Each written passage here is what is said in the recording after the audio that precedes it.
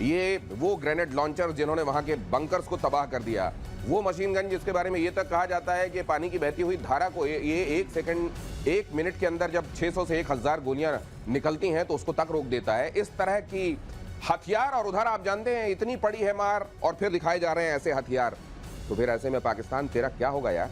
ये मेजर गौरव आर्य, ये जो हमको हथियार दिखाई दे रहे हैं और बीएसएफ हर दिन लाकर सामने ये दिखा भी देती है। आप इसको जरा वॉल में डालिएगा। हाँ। ये हथियार अगर आप वॉल में डाल देंगे तो हमको समझा, जैसे ये है सर, ये सामने इन्होंने बनाए हुए हैं, ये कुछ की ग्राफिक्स इन्होंने बनाए हुए हैं। हाँ। ये देखिए जरा, ये धूल चटाने वाले पाकिस्तान को जो हथियार हैं वो इसमें से जाहिर है इनका कुछ एनिमेटिक वर्जन भी इन्होंने सामने रखा है जो आपको समझ में आ रहे हैं।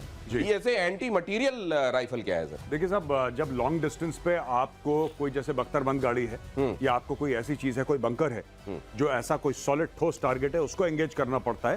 तो ये एक किस्म की आप कह लें कि अगेंस्ट अ फोर्टिफाइड बंकर और अगेंस्ट आर्मर्ड व्हीकल, जिसके मतलब not a tank, obviously not a tank, but कोई ऐसी ठोस गाड़ी, उसके खिलाफ जब आपको it's like a sniper rifle but long distance मारने वाली, और ये जो है इस टाइप के टारगेट को मारते हैं।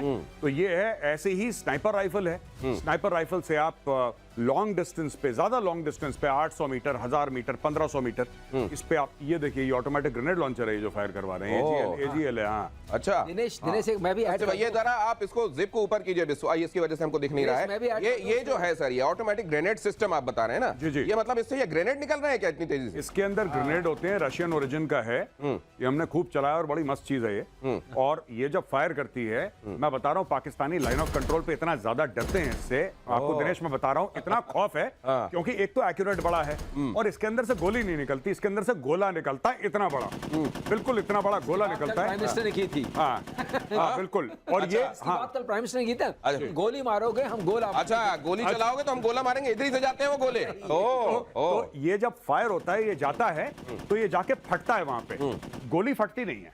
गोली जब निकलती है तो गोली डेड होती है।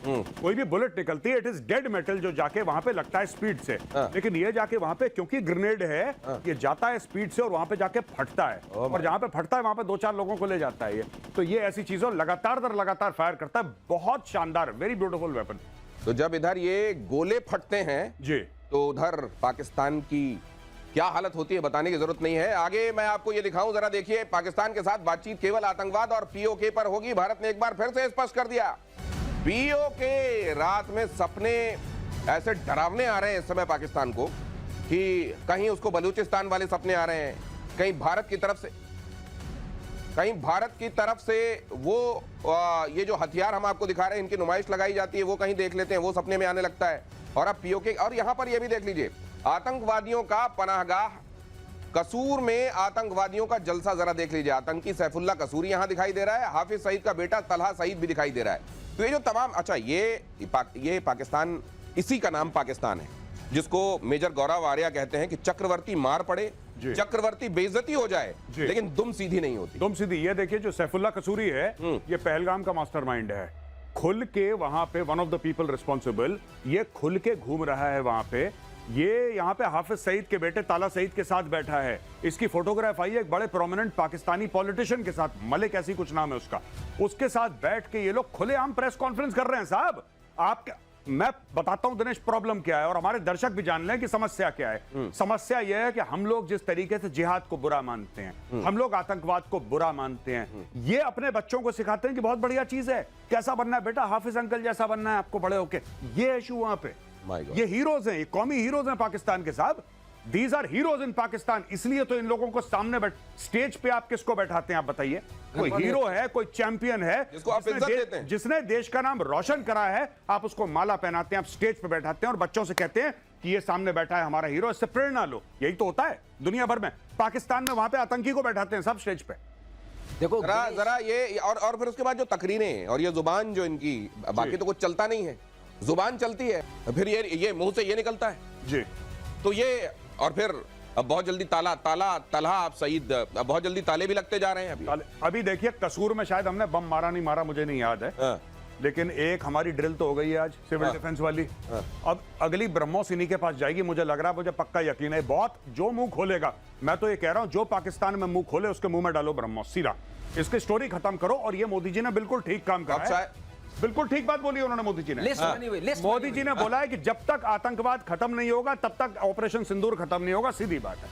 तो ये अब कसूर ये पूछने वाला है कि मेरा क्या कसूर, मेरा क्या उनको ये बताया जाएगा कि ये तुम्हारा कसूर जो यहाँ नीचे आपको स्क्रीन पर दिखाई दे रहा है, और फिर अच्छा फिर इनको यही लगता है क्योंकि अगर वहां इस तरह के लोग हीरो हैं और फिर वहां मार पड़ती है तो उनको ये लगेगा कि इसमें मेरा क्या कसूर। देखो ऐसा है दिनेश, ये इनका ग्लोरिफिकेशन कर रहे हैं, लेकिन मुझे प्राइम मिनिस्टर की एक बात बहुत अच्छी लग रही है।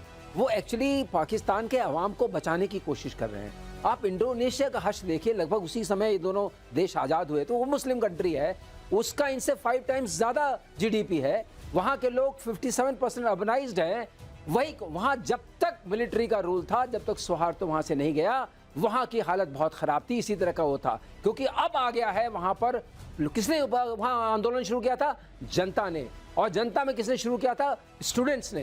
तो यहाँ आप जो उनकी आवाम से बात करते हैं और पाकिस्तान की आवाम से प्रधानमंत्री बात कर रहे हैं कि अब वो मौका आ गया है कि आप इन जिहादियों को उखाड़ फेंकिए, ये आपके रास्ते में अड़चन है, आपको बच्चों को झोंक देते हैं। जो ये कहे कि मदरसा मेरी सेकेंड लाइन ऑफ डिफेंस है, उस तरीके की तहरीर के साथ आप कैसे खड़े हो सकते हैं? और जब तक आपको ये फर्क नहीं समझ में आएगा, अगर आप बहुत दिनों तक दोजख में रहने के आदी हो जाएं, तो आपको लगता है यही मेरे लिए नॉर्मल है, यही मेरी दुनिया है। अरे थोड़ा अलग करके देखिए, आप अपने लीडरान जिनको आप कहते हैं इनको बदल के देखिए।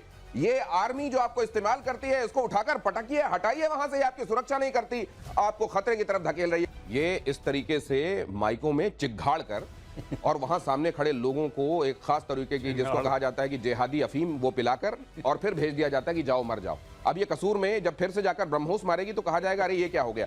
ये देख रहे हैं, हश्र देख रहे हैं, ये मुरीद के का हश्र देख रहे हैं, बहावलपुर का देख रहे हैं, अब कसूर में जुटे हैं। देखिए साहब, आपको एक बात पता होनी चाहिए दिनेश, ये बिजनेस है। मैं एक बात बताता हूं आपको, जो हाफिज सईद है, हाफिज सईद ने हजारों आतंकी भारत में भेजे लश्कर तैयबा के थ्रू। ये दुनिया को पता है, हमारे दर्शक उनको भी पता है। इसने अपने बेटे को क्यों नहीं भेजा? इसका बेटा है ना ताला सईद, इसके और भी बेटे होंगे, इसने अपने बेटे को क्यों नहीं भेजा? जो general Qamar Javed Bajwa, chief of army staff of the Pakistan army, उसका बेटा साद बाजवा दुबई में अरबपति है, दुबई में काम करता है। वो तो कहता था जिहाद लड़ो जिहाद लड़ो, उसने अपने बेटे को, ये चूरन खिलाते हैं, बेवकूफ बनाते हैं। और पाकिस्तानी कौम सबसे आसानी से बेवकूफ बन जाती, क्योंकि लिखी पढ़ी काम है। ये देखिए स्टेज पे जितने भी लोग खड़े हैं ना, स्टेज पे, ये आप देख रहे हैं जो स्टेज पे लोग खड़े हैं, इनमें से सारे के सारे इनके पास डुअल पासपोर्ट है। आधे यूरोप में रहते हैं, आधे पाकिस्तान में रहते हैं। ये इनका धंधा है, ये बिजनेसमैन है। स्टेज पे देखिए, ये सारे के सारे बिजनेसमैन है और इनका बिजनेस जो है ये जिहाद है। ये गल्ले पे बैठे हैं, एकदम सही बात है। ये गल्ले पे बैठे हैं, सबके सब ये गल्ले पे बैठे हैं। और नीचे जो हैं वो भेड़ बकरी हैं। इनसे बोलेंगे कि अपने बेटे को तो जिहाद के लिए अपने बेटे को कश्मीर में भेजो, कि वहां पे राष्ट्रीय राइफल तुम्हारे बेटे के माथे पे सीधा यहां पे गोली ठोके, फिर वो शहीद हो जाएगा, फिर उसको 72 रूरें मिल जाएंगी। ये पूरा स्कैम है। ये सब बिजनेसमैन है यहां पे खड़े हुए। ये नजारा, इससे जुड़ा हुआ जो नजरिया, पर्सपेक्टिव आपको देख रहे हैं ना, दे रहे हैं गौरव आर्य, बहुत जरूरी है। और मैं उम्मीद करता हूं पाकिस्तान की जनता ये समझेगी। ये होपिंग अगेंस्ट द होप है, लेकिन फिर भी उम्मीद पर दुनिया कायम है। पीओके से जुड़ी सबसे बड़ी खबर देखिए, स्वामी रामभद्राचार्य से मिले सेना प्रमुख जनरल उपेंद्र द्विवेदी। रामभद्राचार्य से उन्होंने दीक्षा ली, तो रामभद्राचार्य ने कहा मुझे दक्षिणा में पीओके चाहिए। जनरल उपेंद्र द्विवेदी ने चित्रकूट में जगतगुरु रामभद्राचार्य से मुलाकात की। रामभद्राचार्य ने जनरल द्विवेदी को दीक्षा दी और उसके बाद कहा अब तो मुझे दक्षिणा में पीओके चाहिए। विजयी सेना प्रमुख का सम्मान करने में मुझे भी बहुत बड़ी गौरव की अनुभूति हुई। उन्होंने मुझसे वही उसी मंत्र की दीक्षा ली जो मंत्र सीता जी ने हनुमान जी को लंका के विजय के लिए दिया था। और मैंने भी मुझसे पीओके की दक्षिणा मांगी कि पाक अधिकृत कश्मीर हमें मिलना चाहिए। उन्होंने कहा निश्चित मिलेगी आपको दक्षिणा। पाक को कुछ नहीं संदेश क्या दूं पाक को? कुत्ते की पूंछ कभी सीधी होती क्या? आगे अगर हमला करता है फिर कोई आतंकवादी घटना, बस तब देना चाहिए, उचित सबक हो, तब नक्शे से मिट जाएगा। यकीनन अगर कुत्ता किसी दिन बोल पाया तो आकर हाथ जोड़कर कहेगा कि मुझे पाकिस्तान के साथ मत तौलिए आप तमाम लोग। अक्सर मेजर गौरव आर्य भी ये कह देते हैं, आज स्वामी जी को भी हम सुन रहे हैं। अब क्या किया जाए, इसके अलावा कोई दिखाई नहीं देता, लेकिन बेचारा ये जानवर तो बड़ा वफादार होता है। अब ये देखिए, उपेंद्र द्विवेदी आज रामभद्राचार्य, भारत के संत, भारत को दिशा देने वाले लोग रहे हैं।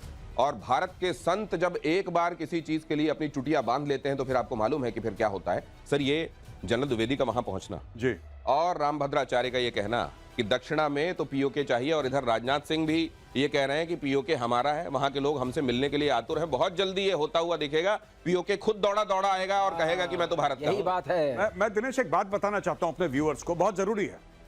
कई लोगों ने सोशल मीडिया पे ये क्रिटिसाइज करा है कि चीफ ऑफ आर्मी स्टाफ ऐसे धर्म के मामलों में क्यों पड़ रहे हैं। ऐसा लोगों ने बोला है जिनको नहीं पता है। मैं आपको बताता हूं, ये फौज की रीत है। जो लोग मजाक उड़ा रहे थे ना कि रफेल में आपने नींबू मिर्ची लगा दी और आपने पूजा कर दी, मेरी खुद की यूनिट में, गुरखा बटालियन में, गढ़वाली, कुमाऊनी, ये जितनी भी आपकी ये हैं, ठीक है, रेजिमेंट्स है इंडियन आर्मी, यहां पे शस्त्र पूजा होती है। हमारे यहां तो बलि चढ़ती थी, अब बंद हो गया ये सब, मेरे सामने चढ़ी है। जब मैं था, कमीशन हुआ था, वहां पे बलि चढ़ी है और खून से शस्त्र पूजा हुई है। मैंने खुद देखा है अपनी आंखों से, मेरे सामने हुई है, मेरे सामने हुई है। तो ये तो रीत थी, आज भी है। जब मेरी रेजिमेंट लड़ाई के लिए जाती है तो कालिका माता की जय और कालिका माता का मंदिर अपने कंधे पे रख के जाती है, तब ठोकती है दुश्मन को। जब सिख रेजिमेंट जाती है तो बोले सोनेहाल, सत श्री अकाल। जो गुरु ग्रंथ साहिब है, गुरु ग्रंथ साहिब को माथे पे रख के सिख रेजिमेंट लड़ाई लड़ने जाती है। तो लोग ऐसी हवाबाजी, ये कैसे कर दिया रफेल में, कैसे कर दिया जनरल द्विवेदी, क्यों नहीं भाई? ये तो है फौज की रीत, क्यों नहीं ये भाई? फौज की रीत है भाई। फौज में ये आज से नहीं चलता चला आ रहा, ये 250 साल पहले अंग्रेजों के टाइम से चलता चला आ रहा है।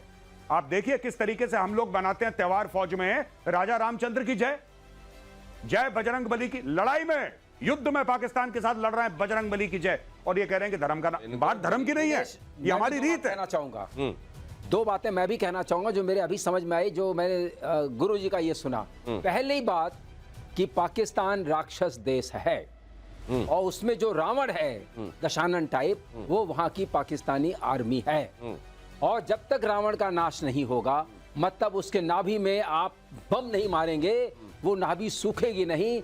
कमांड एंड कंट्रोल सेंटर को सुखाना है और विभीषण को वहां बैठाना है, धर्म स्थापित करना है। धर्म को स्थापित किया जाना बहुत जरूरी है। लेकिन एक मैं बात कह दूं, रावण तो बहुत विद्वान पंडित था, तो ये छोटे मोटे असुर हैं सर। ये छोटे मोटे वो सींग वाले जो असुर है ना, बदमाशी करते हैं, बदतमीज टाइप के, ये असुर हैं। ये रावण तो बहुत विद्वान आदमी था। पीओके पर रक्षा मंत्री राजनाथ सिंह का बयान। राजनाथ सिंह ने कहा पीओके वापस आएगा और कहेगा मैं भारत हूं, मैं वापस आया हूं। पीओके के लोग भारतीय परिवार का हिस्सा स्वेच्छा से बनेंगे, भारत लौटेंगे। साथियों, मैं मानता हूं कि आज पाक ऑक्युपाइड कश्मीर के लोग हमारे अपने हैं। आप मानते हैं ना? पाक ऑक्युपाइड कश्मीर के लोग वो हमारे अपने हैं, हमारे परिवार के हिस्सा हैं। हम प्रधानमंत्री के श्री नरेंद्र मोदी जी के एक भारत श्रेष्ठ भारत के संकल्प के लिए पूरी तरह से प्रतिबद्ध हैं और हमें यह पूर्ण विश्वास है कि हमारे वो भाई जो आज हमसे भौगोलिक और राजनीतिक रूप से अलग हैं, वो भी अपने स्वाभिमान, आत्मा की आवाज और स्वेच्छा से भारत की मुख्य धारा में कभी न कभी जरूर वापस लौटेंगे। अब इसका बड़ा मायना समझ लिए, ये केवल एक भौगोलिक क्षेत्र को पीओके नहीं कहा जा रहा है, यह भी कहा जा रहा है कि वहां रहने वाले लोग हमारे अपने हैं। और यह भी आप देख रहे हैं कि पिछले करीब 15-20 दिनों से पीओके को लेकर भारत के स्वर और ज्यादा मजबूत और ऊंचे हो गए। इसके मायने क्या हैं मेजर आरी? नहीं, देखिए बात यह है कि अब कहीं ना कहीं लोगों में ये एक विचारधारा बन चुकी है, एक माइंडसेट बन चुका है, नॉट विचारधारा बट माइंडसेट, एक दिमाग बन चुका है कि अब पीओके के बारे में निर्णायक लड़ाई शुरू हो चुकी है। और ऑपरेशन सिंदूर अभी स्थगित, मतलब जिसको कहते हैं कि इट्स अ पॉज, ये खत्म नहीं हुआ है, इसके पीछे सरकार पड़ गई है, इसके पीछे लोग पड़ गए हैं। आप देखिए कि जनरल द्विवेदी जाते हैं संत महात्माओं के यहाँ मिलने के लिए, प्रणाम करते हैं, वो कहते हैं गुरु दक्षिणा मुझे पीओके चाहिए। ये आप देखिए ना, this is not a military man speaking, this is a Holi man speaking, right. और होली मैन ये कहते हैं, जो धर्म गुरु हैं वो कहते हैं कि पीओके, यानी कि सबको चाहिए पीओके, और सरकार को पता है कि सबको चाहिए पीओके। अब निर्णायक युद्ध होगा। अब इसके मायने भी समझाइए। जनता वहां की हमारी है। सो दिनेश, इसके मैं जोड़ के देखता हूं, तार जोड़ना चाहूंगा अगर आप प्लीज 30 सेकंड्स हो। पहला यूएनएससी का रेजोल्यूशन क्या था? उसका पहला स्टेप था खाली करो। तो पहले आवाज आई थी पीओके खाली करो, उसका पहला स्टेप है रेजोल्यूशन का, जिसमें कि हम फंस गए थे कि पीओके खाली करो। तो पहले आवाज आई थी प्रधानमंत्री की तरफ से पीओके खाली करो। पाकिस्तान खाली करे। आवाज आ रही है कि ये अपने आप मिलेंगे, जो नेक्स्ट स्टेप था। तो उसके बाद विलय तो होना निश्चित है।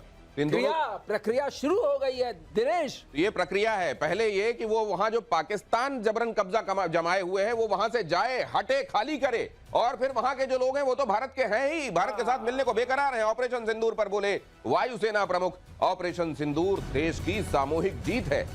सेना और हर भारतीय का इसमें योगदान है। भारत का ये कड़ा और स्पष्ट फैसला था, बड़ी स्पष्ट रणनीति थी इसमें।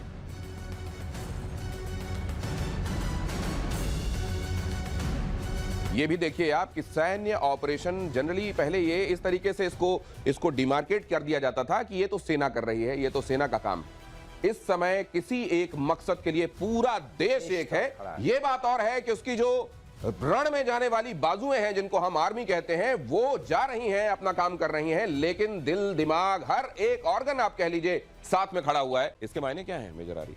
नहीं, देखिए बात यह है कि अब कहीं ना कहीं लोगों में ये एक विचारधारा बन चुकी है, एक माइंडसेट बन चुका है, नॉट विचारधारा बट माइंडसेट, एक दिमाग बन चुका है कि अब पीओके के बारे में निर्णायक लड़ाई शुरू हो चुकी है। और ऑपरेशन सिंदूर अभी स्थगित, मतलब जिसको कहते हैं कि इट्स अ पॉज, ये खत्म नहीं हुआ है। इसके पीछे सरकार पड़ गई है, इसके पीछे लोग पड़ गए हैं। आप देखिए कि जनरल द्विवेदी जाते हैं संत महात्माओं के यहाँ मिलने के लिए, प्रणाम करते हैं, वो कहते हैं गुरु दक्षिणा मुझे पीओके चाहिए। ये आप देखिए ना, this is not a military man speaking, this is a Holi man speaking, right. और होली मैन ये कहते हैं, जो धर्म गुरु हैं वो कहते हैं कि पीओके यानी कि सबको चाहिए पीओके, और सरकार को पता है कि सबको चाहिए पीओके। अब निर्णायक युद्ध होगा। अब इसके मायने भी दिनेश, समझाइए। हाँ। जनता वहां की हमारी है। सो दिनेश, इसके मैं जोड़ के देखता हूं, तार जोड़ना चाहूंगा अगर आप हाँ, प्लीज, प्लीज। 30 सेकंड्स हो। पहला यूएनएससी का रेजोल्यूशन क्या था? उसका पहला स्टेप था खाली करो। तो पहले आवाज आई थी पीओके खाली करो, उसका पहला स्टेप है रेजोल्यूशन का, जिसमें कि हम फंस गए थे कि पीओके खाली करो। तो पहले आवाज आई थी प्रधानमंत्री की तरफ से पीओके खाली करो। ठीक है। पाकिस्तान दूसरी खाली करे। आवाज आ रही है कि ये अपने आप मिलेंगे, जो नेक्स्ट स्टेप था। तो उसके बाद विलय तो होना निश्चित है। प्रक्रिया शुरू हो गई है दिनेश। ये प्रक्रिया है। पहले ये कि वो वहां जो पाकिस्तान जबरन कब्जा जमाए हुए हैं वो वहां से जाए, हटे, खाली करे, और फिर वहां के जो लोग हैं वो तो भारत के हैं ही, भारत के साथ मिलने को बेकरार हैं।